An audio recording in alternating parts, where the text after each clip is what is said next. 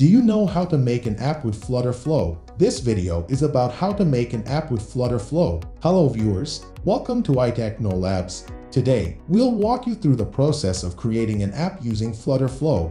But before that, do you know what is FlutterFlow? FlutterFlow is a low-code platform that lets you create beautiful, modern apps for iOS, Android, and web with no coding.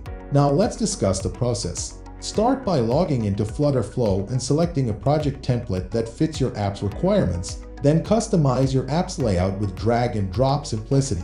After that, integrate powerful backend functionalities seamlessly.